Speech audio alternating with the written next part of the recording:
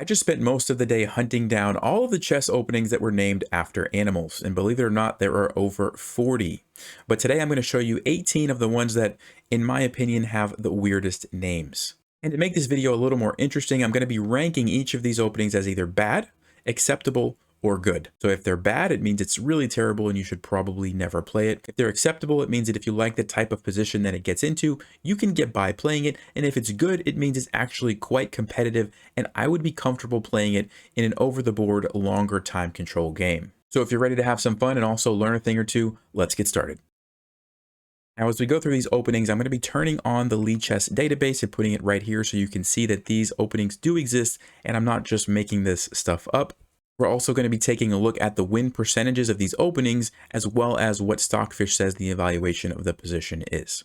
And lastly, before we get started, I want you to pay attention to what the normal win rate is for white and black. So for example, if you play e4, the normal win rate is 49% and the win rate for black is 46%. If you play d4, it's 50% and 45%. So very similar, but that kind of gives you an idea of what the average win rate for white and black should be.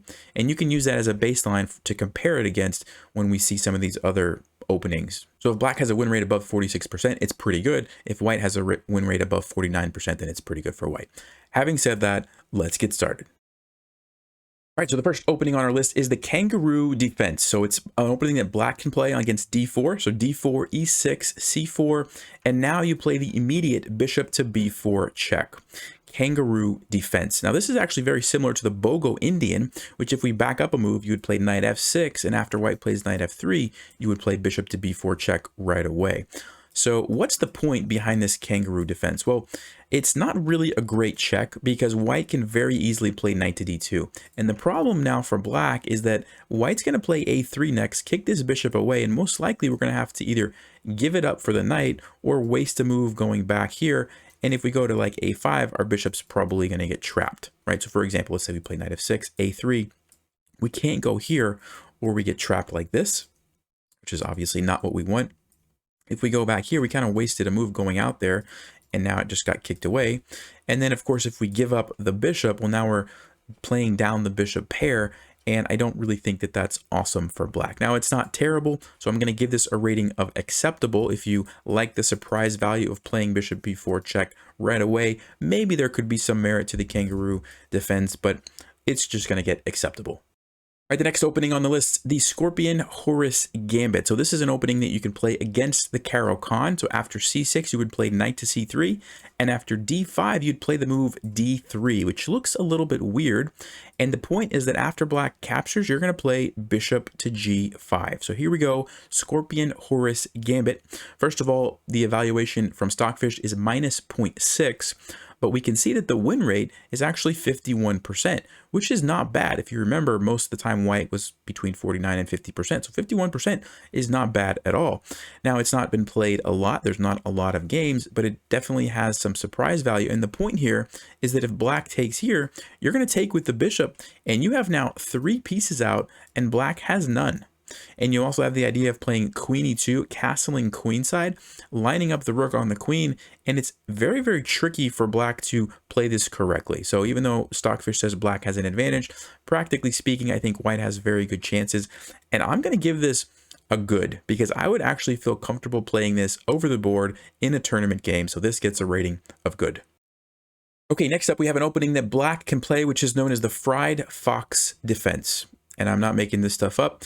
e4, f6, d4, king to f7. There you go. You can read it for yourself. The Fried Fox Defense. I think you guys can probably guess this one, but Stockfish says plus 2.9.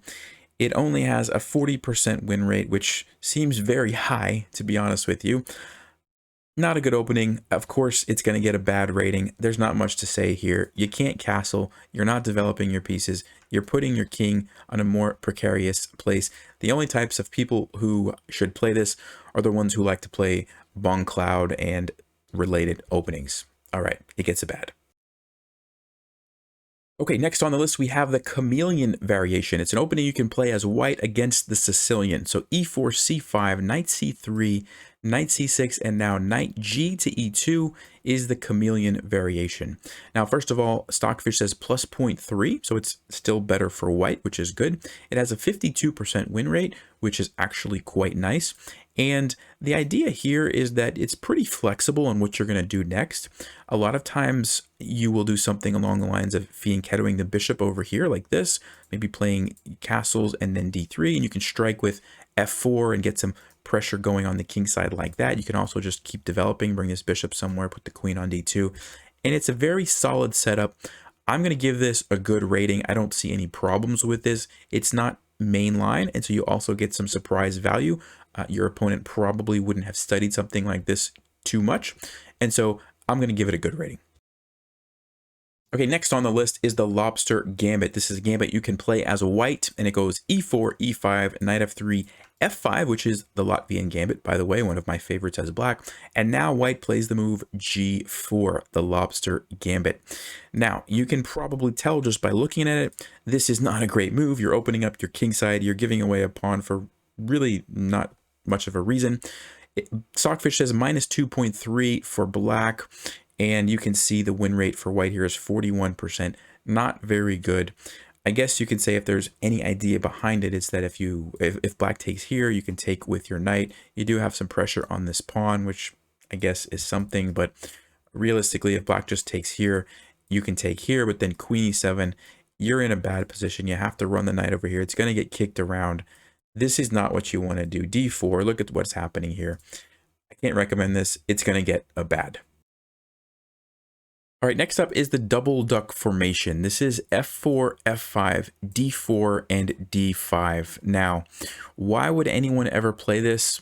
Probably if you're trying to put your opponent to sleep. I mean, this looks super boring to me. It looks like everybody's going to be doing like the same kind of pawn structure. Like everybody's going to be bringing their knights to the same kind of squares.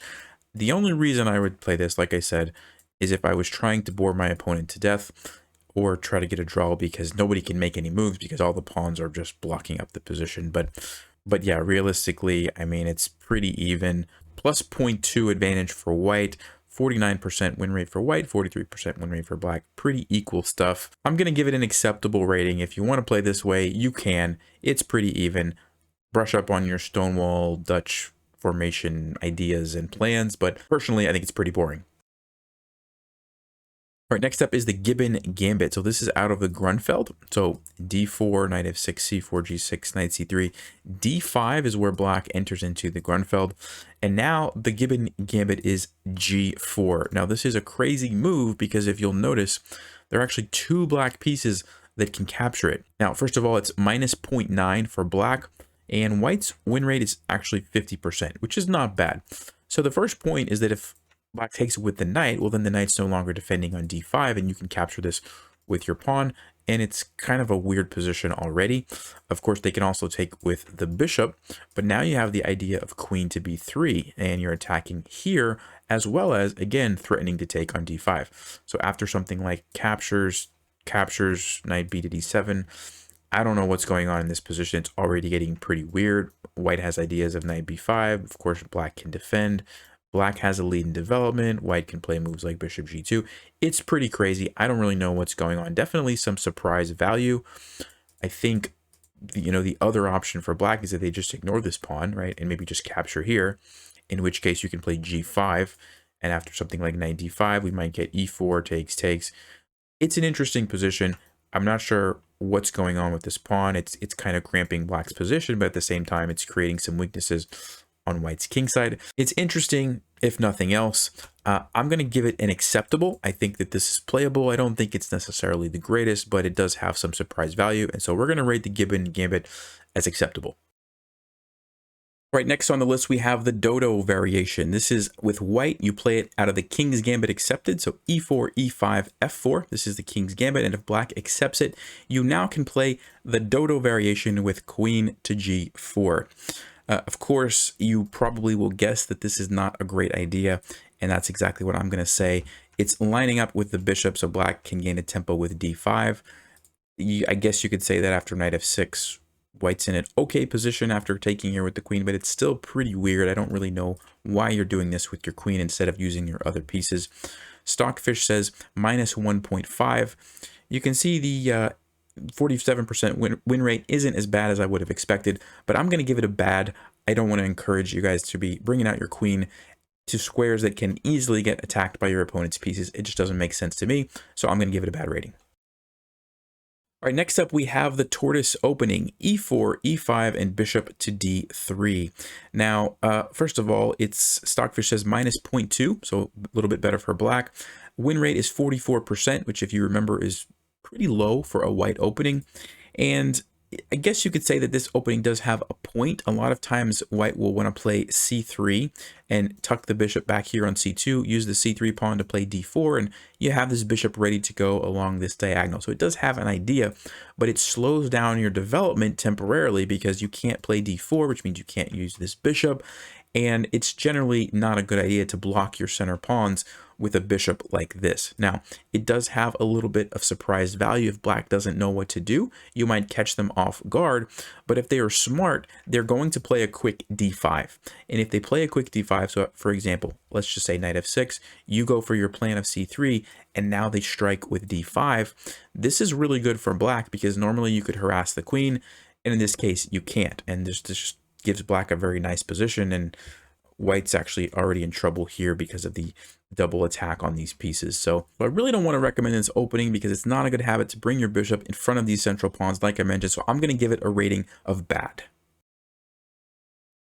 All right, next up we have the vulture defense, which is an opening you can play as black out of the Benoni. So d4, knight of 6, c4, c5. This is the Benoni defense, and most commonly white is going to push forward. And now you can play the vulture defense with knight to e4. Now, this is a very interesting opening. If we check, Stockfish says plus 1.7, so much better for white. But look at the win rate that black has, 51%. That's not bad at all. If you remember the average being around 45%, right? 51% is very good. And it's interesting because most people, as soon as you play knight e4, if we check the most commonly moved played here, they like to get rid of that knight right away with f3. But here's the point of the vulture defense. You can play queen a5 check, and now white has to make a decision about how they're blocking this check. If they block with the bishop, we're just going to take it. And we're quite happy to trade this off and just go into an endgame with the bishop pair. The bishop pair is very good, especially like this, where you can play g6, bishop g7, and this bishop's going to have an amazing diagonal for the rest of the game. So that's very nice for black. And so most people will probably play knight to d2, trying to get you to take it this way and then, gain a tempo on your queen with the bishop. But now you can play knight to d6. You're actually threatening to take on c4 because this is pinned. So usually white will play e4 to unleash the bishop here, but you can just simply play g6. Again, this bishop's going on this really nice diagonal. Yes, white can push forward on you, but after knight f5, white's got an awful lot of pawns pushed forward that they have to be really careful about because those can become targets for us, right? And, white isn't really developing a lot. We've got this kind of annoying pin. It's a little bit of a weird position for white to figure out. And so there's a lot of surprise value. And I think this one is going to be getting a rating of good. This is an opening that I would feel comfortable playing in an over-the-board game. So yeah, I'm going to rate it good for the vulture defense. All right, next on the list is the horsefly gambit. So this is something you can play with white against the Mexican defense. So the Mexican defense, if you don't know, is where you have d4, knight of 6, c4, and then black plays knight to c6. So they immediately bring out both knights, which is an interesting opening in and of itself. We're not going to get into that in this video, but the horsefly defense, or the horsefly gambit, excuse me, d5, kicking the knight away, knight to e5, and then you play the move f4. Now, the reason it's called a gambit is because this pawn on c4 is undefended. So we're allowing black to take that. And the point is that we would like to play e4 with tempo attacking the knight. Now, let me go back to this position for just a second. Stockfish says minus 0.9 for black. You can see white's win rate is 47%, so it's not awesome. And the problem is that after we play e4, okay, yes, we get the tempo on the knight, but black can just go back. And we'd really like to play e5 and just get, force this knight to go back home. The problem is if we play it now, black's just going to take our d5 pawn because they've got both knights attacking there, right? So we can't do it right away. We have to set it up with knight c3. But now black plays e6. And again, we have the same problem. If we try to push forward, black's just going to take this, right? Because they've got it defended. And that's not good for us. And so we're pretty much forced to trade but now black can simply trade. They're threatening to trade queens and go into an endgame up a pawn, right? Three against two. So that's not what we want. Yes, we can try to avoid the queen trade, but still black can just play some normal developing move and they're going to castle, and there's really nothing wrong with black's position. So I have to give this one an acceptable. I don't want to say that it's bad because I do think it does have some surprise value and it can be a little bit tricky. So I'll give it an acceptable, but it was close to being a bad. Right, next up we have the snail variation. This is an opening black can play out of the Benoni. So we have d4, c5, d5, and knight to a6, the snail variation. Now, first of all, Stockfish says plus 1.5 for white. You can see black's win rate is 40%, which is not awesome. And generally speaking, when you put a knight on the rim, it's not a good idea. Now, I guess the point is that you can relocate it to c7 and maybe put pressure on the center that way and support b5, which is something, but I really don't think that there's much going on here. Just following the main moves, d6, knight c3, knight c7, e4. I mean, yeah, even if you can play this, you've wasted a lot of time, and I don't think it's good. White's going to be able to gain a bunch of space, threaten to push e5. I don't really like this opening. I'm going to give it a bad because putting, your pieces on the edge of the board like that is really not a great idea. Right, next on the list is the Mosquito Gambit. For those of you who watched my last video, you'll remember this one. It comes out of the England Gambit, and it's after you play this, you play queen to h4, Mosquito Gambit. And first of all, it's plus 3.7 for white, which is absolutely insane. You can see the win rate is 31%. It's really, really bad. All you're doing is giving a target for your opponent to attack your queen with. You can't really do anything useful. It's really bad. Don't play the Mosquito Gambit.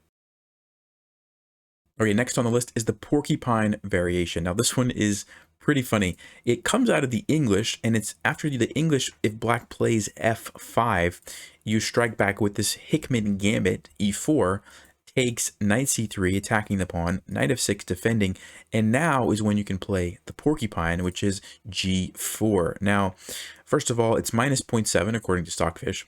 The win rate for white is 51%, which is not bad. And I actually don't mind this opening too much. One of the, I think, good ways to respond to f5, if you're looking for some sort of gambit, is a quick e4 at some point. And so I don't mind this gambit for that reason. And then g4 is kind of a crazy move, but it's definitely something that's going to take your opponent out of their comfort zone. And just as an example, if they play like the natural a6 to stop it, you can play bishop g2. You're attacking this pawn, and after d5 it gets pretty wild. You can take here, black can take here, you can play queen b3. There's like all sorts of things hanging, and I don't really know what's going on. Stockfish says it's better for black, but I think this looks like it's anyone's game. Most likely, if you're going to be playing this opening, you probably have more experience than your opponent, and so I'm going to give this a good. I would be comfortable playing this opening in a tournament over the board, longer time control game. So the Porcupine gets a good. All right, next up we have the Penguin variation. This comes out of the ready. So knight f3, d5, c4. This is the ready opening. And if black pushes, this is the advanced variation. And now is when you can enter into the Penguin. And you play the move rook to g1. Now, first of all, Stockfish says minus 1.7. The win rate is 0% for white because it's only been played 2 times and both players lost. So that doesn't really tell you too much. But you got to wonder, what's the point? I mean, yes, you can threaten to play g4, but is that really a helpful move for white? I don't know. I mean, you're giving up castling, right? So you can never castle on the king side. And you're not really developing your other pieces like you probably should be doing. So I don't really know what to say about this opening. It's very weird. I think I'm going to give it a bad just because it just doesn't look like it makes a lot of sense to me. So the Penguin is getting a bad. Right, next up we have the Mongoose variation, which is something you can play as black in the Sicilian. So e4, c5, knight f3, and queen to a5 is the Mongoose variation. Now it's interesting because normally in the Sicilian, the third move for white is going to be d4. Well, you just prevented that. So you definitely have some surprise value. You definitely are forcing white to change it up a little bit, but it's really not that difficult for them to just play knight c3 and then d4 next move. Now, it seems like the plan for black in this mongoose variation is to go a6, and after d4 you play b5, you allow white to capture, and then you play e6 with the idea of retaking the pawn. And it turns out that in a lot of these games where white just plays bishop e3, now you play b4, the knight has to move, you take it back, and if white just trades, black actually does pretty well in these positions. Now, it's not a lot of games, but you can see 61% of the time black was able to win. That being said, if we go back here, Stockfish has a very nice idea of knight to e5, which I thought was really cool. Basically, allowing black to capture the pawn, because then you have this really nice move, knight takes f7, and if you take, the queen is coming out, forking these pieces, and white's just winning. So that's pretty interesting. I think if I have to rate this, I'm going to give it an acceptable. It seems like it could be okay, but it's probably not the best way to play the Sicilian. All right, the next opening on the list is called the Monkey's Bum. That's right, Monkey's Bum. I didn't make that up. Here you go, e4, g6, bishop c4, queen f3. So this is the modern defense where black immediately fianchettos the bishop, and you're basically going for the 4-move checkmate. So you've kind of forced black to play e6 here because they don't want to obviously get checkmated. And then you play the move d4, which is weird because your queen's not on d1, so black can just take it. And then you play knight g to e2 to attack the bishop that you just kind of lured there. And then the bishop goes back, and then you play knight c3. So very interesting idea for an opening. You sacrifice a pawn to get quick development. Even your queen is out there, which means you can castle either way very quickly. You only have one more piece to develop. You can castle queenside, get your rook on this open d file. I like the idea, I've got to say. Very genius idea for an opening. The problem is that black doesn't really have any weaknesses in the position. Black's position is very solid. You know, the threat that you kind of have is shut down by e6. You can't really advance your knights anywhere forward right away that's going to do anything. So even though you do have a lead in development, it's really a question of how can you use that. So Stockfish says minus 1.5. Win rate for white is not great, 36%. That being said, I'm going to give this acceptable. I think this is definitely something to dabble with and experiment with. The quick development, even though there's nothing immediate, I think it can be tricky for black to know how to navigate. So knight c6, you can bring this bishop out to more like bishop f4. I don't know what black's going to do. Maybe something like this. You can castle queenside. It looks like black has to be careful to me. You've got a lot of pieces ready to go. And, you know, if black just kind of casually castles, I think you can get a nice attack going with your pawns over here. So, yeah, I'm going to give it an acceptable for the Monkey's Bum. All right, guys, last but certainly not least, we have the hippopotamus defense. Now, the hippo is not really a certain sequence of moves. It's more of a setup that black can play. So let me give you an example. And by the way, the game that I'm going to show you came out of a world championship match in 1966. It was Petrosian versus Spassky. And I believe it was Spassky who was black who actually played this setup. So the way that it works is you fianchetto your bishop. You do something like this, so it kind of looks like a modern defense. But then you put both pawns, e6 and d6, and you fianchetto the other bishop. Okay, and so you get this setup, and you put both knights in the center of the board. And a lot of times you'll play h6 and a6. You don't have to play both of them. You can castle. You don't have to castle. Sometimes you can even just move your king over, move your queen over. And you kind of just are saying, okay, here's my setup. And you put the ball in white's court as to what are you going to do about it. Now, in this case, black decided to castle. You know, from, let's just say, this position right here, Stockfish says plus 1.4 for white. So Stockfish definitely likes white. Win percentage wise, let's see, 42% from this position. It hasn't happened in a lot of games, but that's decent for black. And really, this turns out to be a tough nut to crack for the white players because it's very solid for black. And if you've ever watched Hikaru play, he plays a lot of openings that are kind of like this, right? Where he kind of just sits back. He has a very solid position, and you have to figure out, okay, how am I going to break through? How am I going to create an advantage or find some sort of attack? And it's not easy to do. So, like I said, this was from a world championship game, and we can see how this game went forward. So white just tried to play d5. Black played e5, kind of locking it up. King on h7, okay. f5, this is pretty typical. Usually you wait for white to push, then you push by and then try to expand depending on which side, you know, which way white pushes. It could be on the other side as well. But so this is how this game went. And, you know, black, I think, got into a relatively equal position. And, you know, the game went on. And I'll just go quickly to kind of show you the ending. This World Championship game ended in a draw. They went back and forth.